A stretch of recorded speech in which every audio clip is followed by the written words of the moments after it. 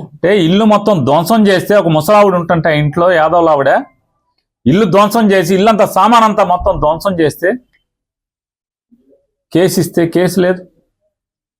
YSR Congress party వాళ్ళు వెళ్ళి అమ్మ అయిపోయింది దుర్మార్గ రాజ్యం వచ్చింది, ఏం చేస్తాం, సామాను కొనుక్కోమని డబ్బులు ఇచ్చి వస్తే మళ్ళీ బద్దలు కొట్టిన వాళ్ళే, ఇల్లు ధ్వంసం చేసిన వాళ్ళే, ఈ రౌడీలే వెళ్ళి కొనుక్కో మళ్ళీ కొడతాకి మేము వస్తాం అని బరి తెగించి మళ్ళీ దౌర్జన్యకాండకి పూనుకుంటుంటే పోలీస్ కంప్లైంట్ ఇచ్చినా కూడా కేసు లేదు.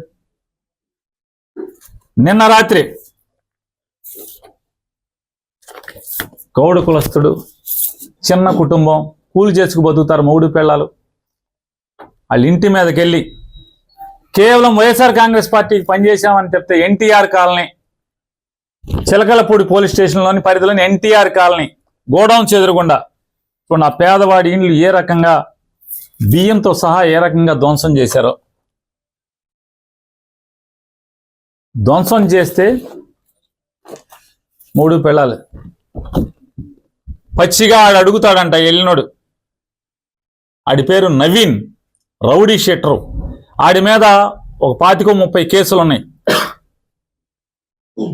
లంజా ₹1,00,000 ఇస్తాను పడుకోవే అని ఒక నెలల పిల్లోడిని ఎత్తుకున్న తల్లిని ఆడు మాట్లాడతాడు. కేసు లేదు.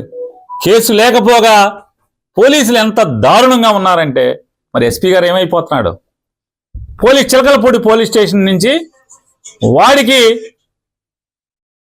ఎవడైతే ఈ రౌడీ షీటరు 10 కేసులో 15 కేసులో ఉన్న ముద్దాయి ఈ ఆడకూతురిని ఇల్లంతా ధ్వంసం చేసి మొగుడు పిల్లలను కొట్టి ₹1,00,000 ఇస్తాను పడుకోవే అని చెప్పని భయంకరంగా దుర్భాషలోని వీడికి గాయాలు ఉన్నాయి, పోలీస్ హాస్పిటల్లో చేర్చుకోండి అని చెప్పని పోలీస్ ఇంటిమేషన్ ఇచ్చి పంపిస్తారు ఆడికి.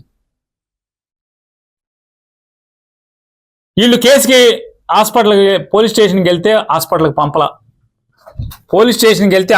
పంపలా, ఆయన్ని పంపించారు ధ్వంసం చేసిన వాడిని.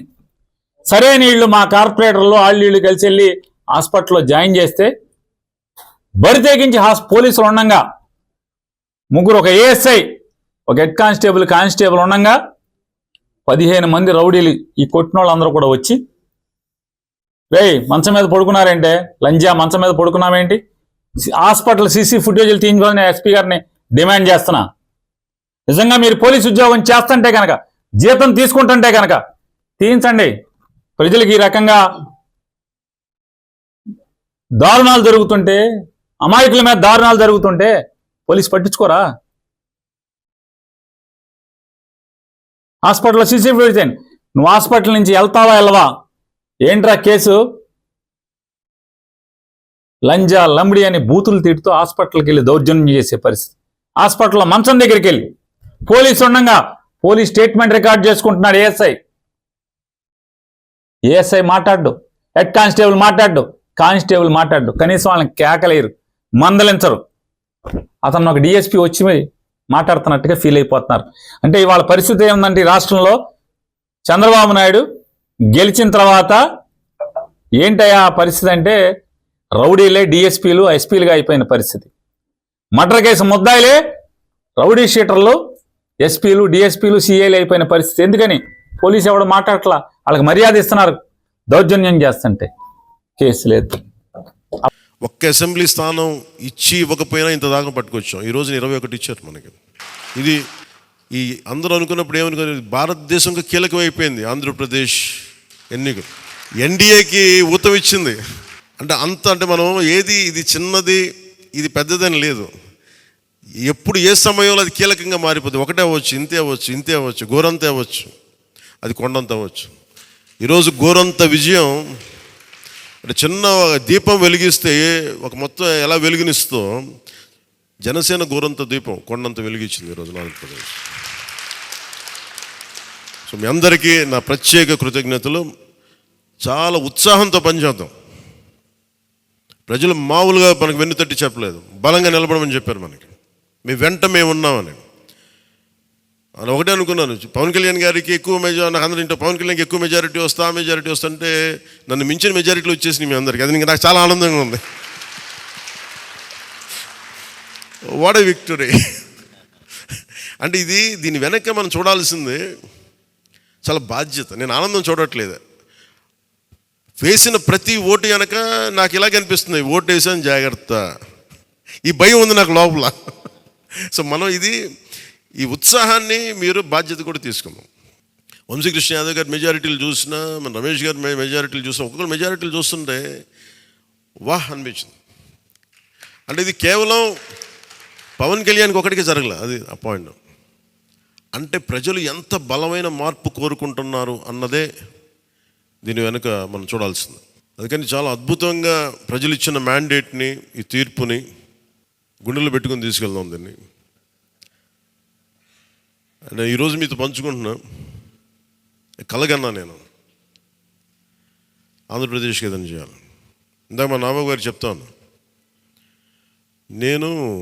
మా నాన్న ప్రభుత్వ ఉద్యోగి, మా నాన్న ప్రభుత్వం జీతం తీసుకునేవాడు, రుణపడి ఉందంటే. నేను కూడా చెప్తున్నాను, నేను రూపాయి తీసుకుని సంపూర్ణ జీతం తీసుకుంటాను ఎమ్మెల్యేకి. తర్వాత నేను ఇవ్వాల్సింది ఇచ్చేస్తాను, అది పెద్ద పట్టించుకుని. కానీ ఎందుకు తీసుకుంటానంటే ఆంధ్రప్రదేశ్ ప్రజల సొమ్మును తింటున్నా ఆ బాధ్యత అనుక్షణం గుర్తు చేసుకోవడానికి. ప్రతి రూపాయికి రేపు పొద్దున నన్ను ప్రజలు చొక్కా పట్టుకుని నిలదీయాలి, అందుకని తీసుకుంటున్నాను. నీకు డబ్బులు ఇచ్చావరా మా ట్యాక్స్ పెయిడ్ మనీతోటి, నువ్వు ఎందుకు పని చేయట్లేదు అని ప్రజలకు హక్కు ఉండాలటడానికి కోసం నేను డబ్బు తీసుకుంటాను.